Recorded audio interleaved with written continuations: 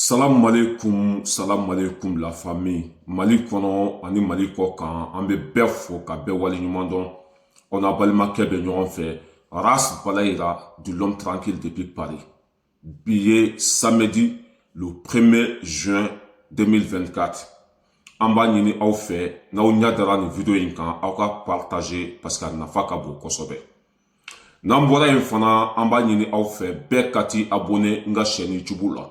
Ni donna YouTube kɔnɔ i b'a sɛbɛn ko Lasana Balayira i bɛ n sigilen ye casquette rouge bɛ n kunkolo la i bɛ sɔrɔ k'i digi abonné kan n'o kɛra a bɛ komi i ye fanga don na.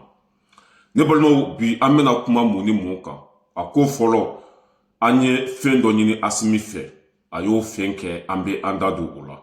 N'o tɛmɛna ka bɔ yen nɔ Asimi kan ka taa min ye Buguni mara ye Asimi kan ka taa centre de panneau de solaire ka t'o biriki fɔlɔ da an bɛ an da don o la. N'an bɔra yen nɔ min ye comment s'appelle Vladimir Poutine ye a ye OTAN mɔgɔw a y'olu cancan a ka bon hakili ma an bɛ an da don nin ko saba de la. An b'a ɲini aw fɛ aw ka partager walasa bɛɛ lajɛlen bɛ se k'a sɔrɔ cogo min na. Yan'an k'an da don an sigikun kɔnɔ an b'a ɲini maliyɛn den bɛɛ fɛ i y'a faamuya wala Mali kɔnɔ ani Mali kɔ kan ka ɲini aw fɛ bɛɛ ka t'i ka compte dayɛlɛ BDMSA la BDMSA a ɲɔgɔn tɛ yen. Ne yɛrɛ ka wari bɛɛ bɛ BDMSA de kɔnɔ n'i y'i ka compte dayɛlɛ nɔ n ka cɛ walahi i bɛ hɛrɛ sɔrɔ a ka bon hakili ma n'i bɛ fɛ ka t'i ka compte dayɛlɛ Paris kɔnɔ i bɛ métro ligne 4 ta ka jigin Kiɲancour porte Kiɲancour ni jiginna yen nɔ dɔrɔn a filɛ nin ye McDo yɛrɛ face la McDo yɛrɛ face la n bɛ tila ka adresse ɲini ka na i y'a faamuya bala k'a bila nin video in sanfɛ quoi. Voilà, maintenant la vidéo me publie, m'a bla sans faire la adresse complet à wa sur non. Bɛɛ ka t'i ka compte dayɛlɛ BDMSA la. Ne balimaw an bɛ don an sigikun kɔnɔ. Nouvelle duman fɔlɔ ye jumɛn ye? An y'a ɲini Asimi fɛ. I y'a faamuya k'a ka compte dayɛlɛ an bɛ fɛ ka dɛmɛ ta ka ɲɛsin Mali ma. An bɛ fɛ ka dɛmɛ ta ka ɲɛsin Asimi ma. An bɛ fɛ ka dɛmɛ ta ka ɲɛsin an ka sɔrɔsiw ma. An bɛ fɛ ka dɛmɛ ta ka ɲɛsin jamana ma. An y'o kuma fɔ Asimi ye compte dayɛlɛ. Sisan an b'a ɲini maliyɛn den bɛɛ fɛ bɛɛ k'i seko kɛ bɛɛ ka taa wari bila compte in kɔnɔ walasa jamana bɛ se ka avancer cogo min na. Aw yɛrɛ b'a kalama Asimi ye masakɛ ɲuman de a b'a faso fɛ danbe bɛ a la mais tubabuw sen dalen bɛ an ka wariko kan. Aw minnu bɛ jamana ko la aw minnu b'an faso fɛ n'an taara dɔrɔmɛ kelen bila a kɔnɔ walima ba kelen bila a kɔnɔ i y'a faamuya bala o bɛ kɛ wariba ye ka faso dɛmɛ n'a ye. An bɛna compte yira aw la n'aw taara BDM na k'a bɛ fɛ ka dɛmɛ bila jamana ka kɛsi kɔnɔ o bɛ i y'a faamuya wala wari minɛ aw la ka bila kɔnɔ parce que a compte numéro b'olu bolo a fɛn bɛɛ lajɛlen b'olu bolo. N'i taara BDM na n'i ko jamana ye compte min dayɛlɛ walasa dɛmɛ bɛ se ka bila kɔnɔ cogo min na i y'a faamuya bala o bɛ wari minɛ la ka bila compte in kɔnɔ ka tila ka reçu d'i ma. Ne balimaw an ka jɛ an ka compte lajɛ compte dayɛlɛlen don an tɛ fɛ mɔgɔ si ka to kɔ bɛɛ ka taa wari bila a kɔnɔ n'o kɛra jamana bɛ avancer sisan. Mɔgɔ fɛn fɛn ye Asimi kanu mɔgɔ fɛn fɛn ta ye Mali ko ye an b'a ɲini aw bɛɛ fɛ bɛɛ ka taa wari bila compte in kɔnɔ a fɛn filɛ nin ye. Le gouvernement du Mali a ouvert un compte bancaire intitulé Soutien à la transition à la suite des demandes formulées par des Maliens de l'intérieur et de ceux établis à l'extérieur, désireux d'apporter leur contribution financière aux actions du gouvernement pour une transition réussie. Les fonds recueillis serviront prioritairement à appuyer les secteurs de la défense, de la sécurité, du social, en soutien aux populations vulnérables. Les contributions peuvent être versées en espèces, par chèque bancaire ou par virement bancaire sur le compte numéro ML 016 01 201 02 613 98 152-72 intitulé Soutien à la transition, ouvert à la BDMSA. Ce fonds de concours sera géré par un comité de gestion auprès du ministre de l'économie et des finances. Chers amis du Mali, vos contributions sont vivement attendues pour la concrétisation des objectifs de la transition. Maliens et amis du Mali, en contribuant au fonds de soutien à la transition, c'est aider le Mali. 5 francs versés dans le fonds, c'est 5 francs CFA engagés pour le Mali croix et la sécurité en Afrique de l'Ouest.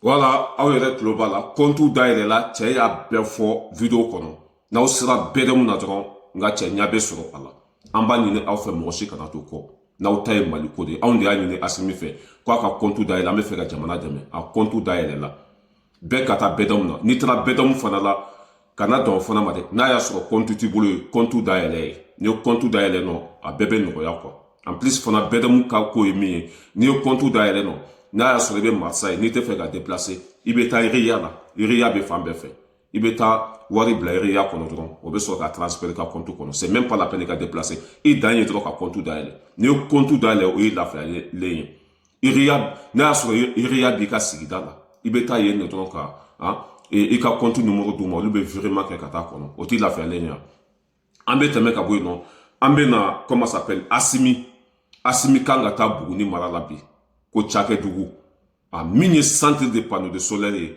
o fana biriki fɔlɔ bɛ taa da ye ne balimaw ne y'a fɔ aw ye dɛ n ko a ye Turosuko ban cogo min na a y'an ka sɔrɔsiw bila condition kɔnɔ cogo min na bilahi a bɛ Mali kuranko fana kɛ o cogo kelen ye jigitigiw ma sara ne y'a fɔ aw ye dɛ bilahi Asimi an ka sɔrɔsiw bila condition kɔnɔ cogo min na bilahi a b'an ka kuranko fana bila condition kɔnɔ cogo kelen na a min ye Sanankɔrɔba ta ye o banna min ye Safo ta ye o banna sisan a bɛ ka taa Buguni mara fana la bi ka taa o fana biriki fɔlɔ da ne balimaw Mali tɛ dɛ hali laharakaw bɛ kuran sɔrɔ an ka to nin kɔ an ka dɛmɛ an ka taa n'an ye nin dɛmɛ walahi lafiya bɛ na hali a tɛ miyɛ an ka muɲu ka sabali dɔrɔn ka to a kɔ Mali kuranko a kalikan don k'a bɛ ban awa bɛ ban fana tɛ min ye Cakɛdugu Buguni mara o fana ta bɛ ta dilan i y'a faamuya ba la n'o bɔra yen nɔ an b'a ɲini Asimi fɛ tileba de bɛ bɔ Kayi a ye taa sigi yen fana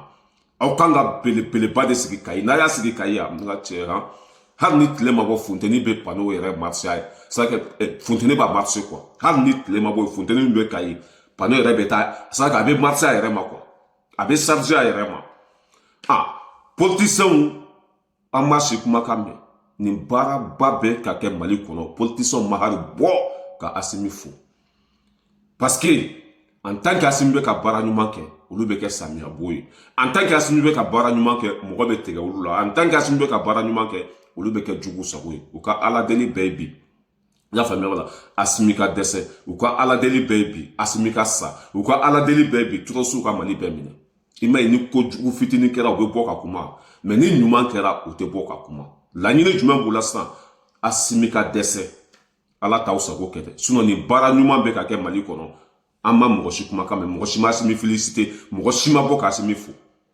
laɲini fila t'u la bɛ Asimi ka sa n'o kɛra olu bɛ fɛrɛ an ma ala t'aw sago kɛ aw de y'a bɛɛ tiɲɛ anw ka kuranko depuis Modibo Keyita sara politicien président fɛn fɛn na a si ma maga an ka kuranko la depuis Modibo Keyita sara politicien fɛn fɛn nana a si ma maga an ka kuranko la a si ma an ka kuranko ɲɛɲini Modibo Keyita ye baraji fɛn fɛn dilan i y'a faamuya o la Musa nana a ma maga o la Alifa nana a ma hali entretien k'o la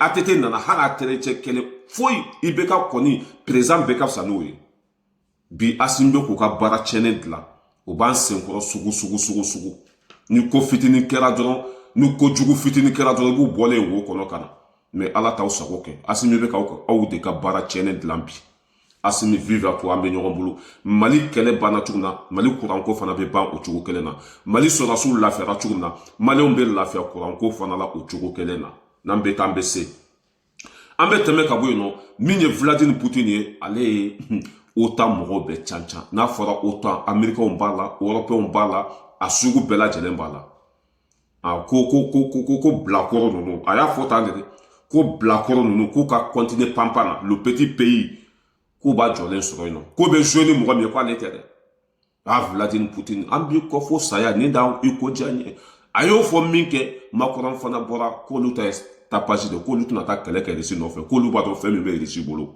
n'i ma basa ko tigɛ a tɛ dingɛ da yɔrɔ ɲini an ka jan an ka Poutine lamɛn fɔlɔ a bɛna min da o kan kan'u to yen dɛ kafiriw don a ye Poutine lamɛn a bɛna min fɔ. Les représentants des pays de l'OTAN, notamment en Europe, et notamment dans les petits pays, doivent savoir avec quoi ils jouent. Ils devraient s'en souvenir. En tant que pays doté de petits territoires densément peuplés. C'est quelque chose qu'ils doivent garder en tête avant de parler d'attaquer en profondeur le territoire russe. Cette escalade constante peut entraîner de graves conséquences. Nous n'encourageons ni ne permettons l'utilisation d'armes fournies par les États-Unis pour frapper à l'intérieur de la Russie. Nous sommes conscients de l'intérêt que le président Zelensky a exprimé à cet égard. Ah, cekisaya kuma mugute billahi nyenkali alala. Cekisaya kuma mugute billahi. Ako ko autant be ma ko petit pays quoi be blakoro. Ko be jouer que ni mo me ko ale tete. E wa ko be katasra minka. Nou ma blako be to ko fara ko. Nou ba ton ko sebe ale o te molo balia ta kanyasi ale ma. Vladimir Poutine check ça ya kuma mukute billahi ayu be doroya ko be kuna kalatige e wa pa parate boala ka fo autant be ma ko bla ko fara sabaw ko sa ko be fara le nyoko ko ka jamana be ko mi miseli ale nyako cela veut dire qu'elle était cool là quoi ale kele miso ko be bo barala check ça ya kuma mukute nga chenie barake ba tono so il si barake Amete ka bueno o kuma fole makoro jati le ko jugu aya la mede ko luta est tapage de me ko luta na kele kele si no fait il be kele kele si no fait katami hein il est très puissant nga chaka gusili to ko ulade anga makoro fana la me a siglembe nambeta il n'y a pas de changement. Est-ce que nous allons partir en guerre? Non, on va pas partir en guerre, Éléonore, et je veux ici vous rassurer. Moi, j'ai tout fait au nom de la France depuis maintenant près de 7 ans pour qu'on ait la paix. Mais être une puissance de paix ne veut pas dire être faible. Aujourd'hui, on a un immense défi. L'Ukraine a été attaquée par la Russie. Et à un moment donné, il faut ir en guerre. Est-ce que nous allons partir en guerre? Non, on va pas partir en guerre, Éléonore, et je veux ici vous rassurer. Moi, j'ai tout fait au nom de la France depuis maintenant près de 7 ans pour qu'on ait la paix. Mais être une puissance de... Cela veut dire qu'on veut pas faire un santage ou il est pas donc au barcatou là, nous tra guerre là, on veut perdre. A kolu ta guerre là. Kolu ka kuma chama no Ukraine demeli o kumie ko be fait Poutine ka dans Ukraine drondi. Parce que ni Ukraine ni Poutine sera Ukraine na don kolu era ka vibe danger là. Kolu be ka sera ni drondi nye. Ko de la be ka Ukraine deme. Kele in ka dans Ukraine. Ni Ukraine ni Poutine Ukraine ni dron abc olu rema. Ko de jatiga boluka o de la olu ka fendeme la chauma tla folo aye mina fen dama be sebene babulu aye deme fen ke nakla iker na dongodu aba fili au kanya bebe ta la harashin kele haketo be kuma kono wassalam nambe tambese partager maximum be kati abonner ga chaîne YouTube là.